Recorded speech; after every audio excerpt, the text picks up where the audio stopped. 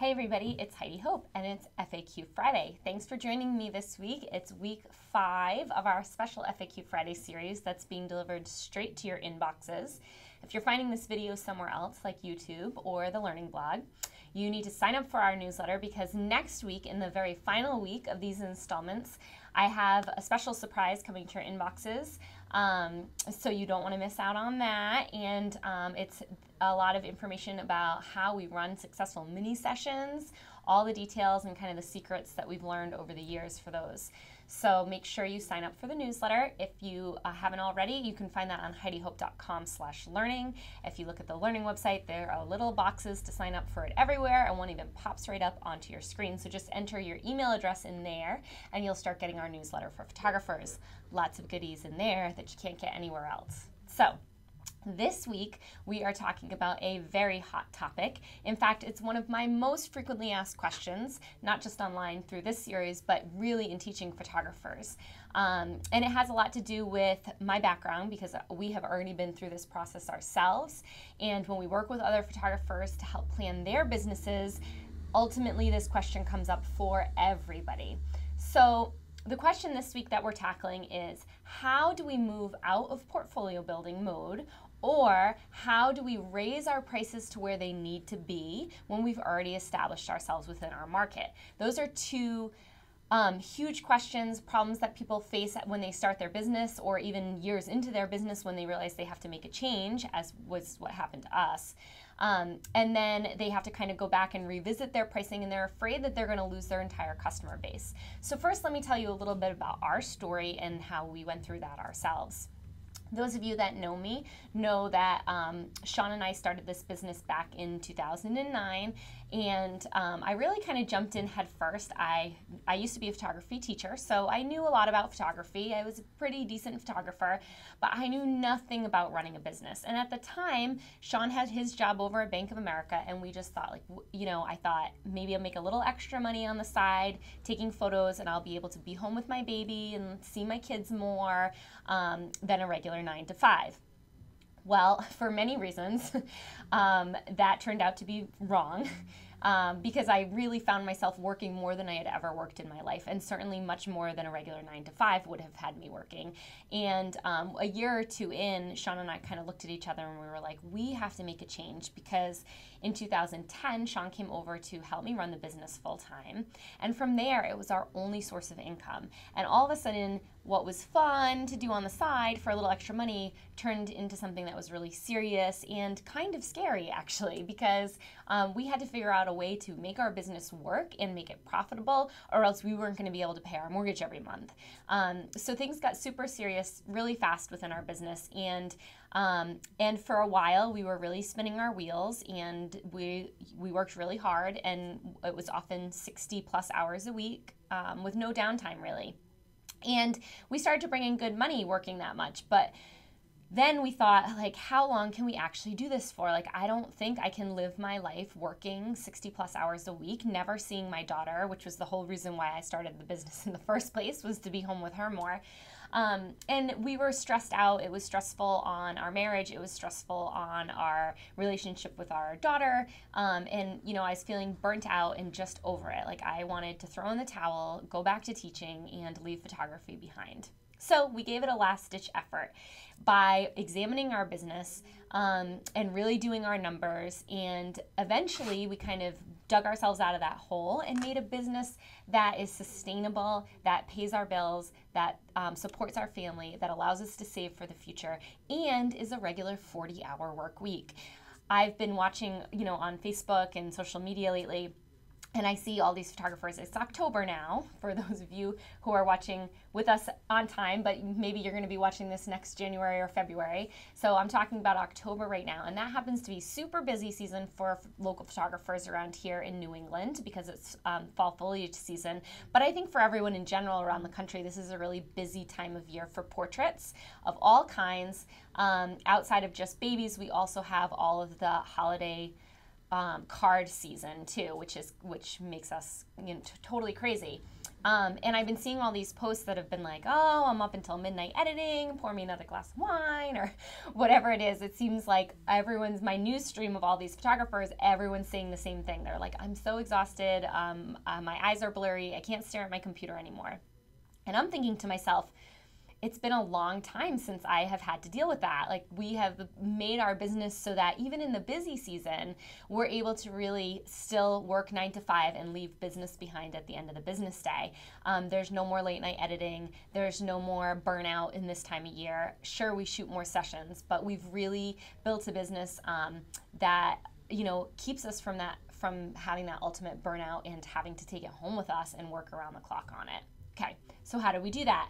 One of the major things that we did was we had to change our pricing so that it helped support the model of business that we wanted. So when we determined this is the number of sessions we want to shoot per week, this is the number of hours that we want to work per week, then we had to make our pricing so that it fit that. And then that's the scary part, because you do all your numbers, you determine your pricing, and if you've taken a workshop with me, or you have the business plan for photographers, or you are going to take our online workshop, one of the first things we're going to do is we're going to tackle your pricing at a very basic level, so that we can fundamentally see how everyone's answers are going to be different. I can't tell you need to charge X amount of dollars for an 8x10 because I don't know what your business needs are, but I'm going to teach you how to calculate that for yourself.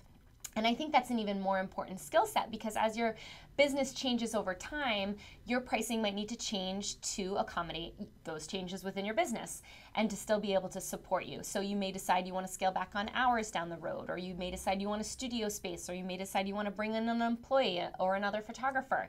And all those things are amazing, but your pricing probably is going to have to change along with it to help support whatever you want out of your business. So we learned that skill of calculating our pricing first, which I think is so important as a business owner. Then we do those numbers, and most of the time in the in-person workshops, everyone's sitting like this. Now, how do we get here? Because you're starting at point A, you need to get to point B, and it seems impossible, and it seems totally scary and overwhelming. And trust me, Sean and I went through this too, because as we redeveloped our business, we started looking at it. We're like, what if we make this change and we lose everything? What if we make this change and we lose all of our customers? What if we make this change and the market can't sustain it?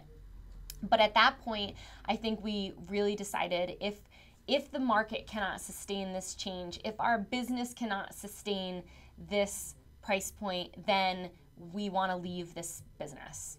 And that's it, because we were done with the working 60 hours a week. So it was either make the business work or jump ship.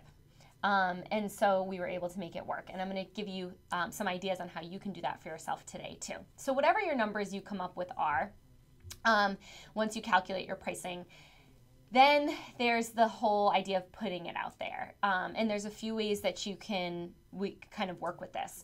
Let's say that you're in portfolio building mode. So I hear this a lot. Everybody starts somewhere. We all have to start with building our portfolio. And a lot of times that's shooting at a very discounted rate or totally for free. Now, if you haven't started portfolio building yet and you're watching this and you are just like maybe just barely considering getting into the photography industry, I would suggest that you build your business plan first and you build your pricing first, even without a portfolio, because then you have a foundation, a framework, so that if you choose to do portfolio building sessions, you can actually give people your price list and say, this is my normal pricing, but I'm either going to offer this discount or I'm going to offer it for free. But at least you're beginning to communicate your value from the very beginning, because that's what starts happening. When you say, I am in business, or I'm going to be in business, and every single person who comes in front of your camera, when you are no longer a hobbyist, you are starting to communicate your value to them, and not just them as a consumer of your business, or a future consumer of your business, but also everyone they know and their whole social circle. And so you can dig yourself in a hole really fast if you go about things the wrong way. So if you are at it, the benefit of being at the very beginning, start by making your price list, and then go from there, and you can, portfolio build from there while still clearly communicating what you're worth. Let's say that you didn't do that. Now you've been portfolio building for some time, and you're at the point where you're like, all right, like I need to either start making money at this, or or it's just going to stay a hobby. You kind of have to make that decision, right? So when you're at that point, this is probably the toughest position to be in, because basically you've been communicating to everybody that you've ever placed in front of your camera that your work is for free. And that's fine if you want to shoot for free. I don't think there's anything wrong with that. You can shoot for free all day long. It's a beautiful gift to give people.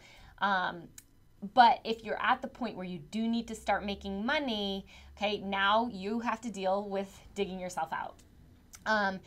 And then the third situation is you have your pricing in place and you have been shooting for some time, but you realize finally, okay, like I'm not making enough money to make ends meet, or I'm not able to save, or I can't take any vacation time, or like I can't even take a sick day, I can barely pay my bills, or maybe you had another source of income, like another job that you're leaving, or maybe your spouse had an income that has changed. All of a sudden, people are faced with this in their businesses quite often, I find.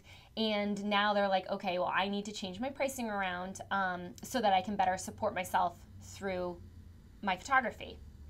So in any of those three cases, we're talking about essentially the same thing.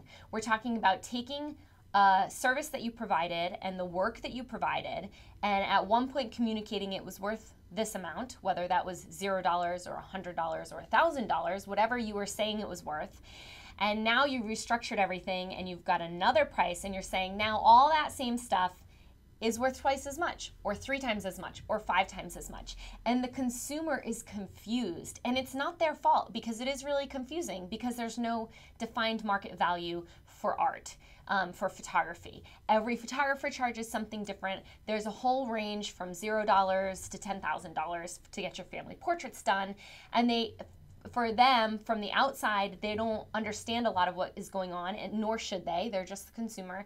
And so they don't know why. Why is this person worth $10,000 and this person's worth 0? They don't have a context for that. So what you need to learn how to do is communicate the value of what you provide. And there's a number of ways you can do that.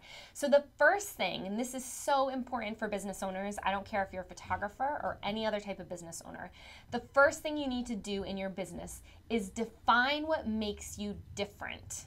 You have to have something different about your business that you can clearly communicate to consumers, or else they're never going to be willing to pay more for you than for somebody else. You have to stand apart from your competition. And this is where so many people get it wrong, because they look around them and they're saying like, well, this is working for this business, this product is in demand, this is what consumers in my area want. And perhaps they do right now because they've never seen anything different. And when you get into the rut of offering the same thing as somebody else at a different price point, then all decisions become based on price. But if you can figure out what sets your work apart, and it could be your style, it could be your subject matter, it could be, you know, that you use studio lights, it could be that you use all natural light, it could be your level of service, your customer service, custom designs on the back end, it could be small touches like packaging. You start to define those things that make your business different and set you apart from your competition. Then it's not comparing apples to apples at different prices, it's comparing apples to oranges, and then they have to really decide on the experience that they want. So focusing on marketing your service and all the things that make you unique are ways that you can build value within your brand, and people start forgetting about pricing.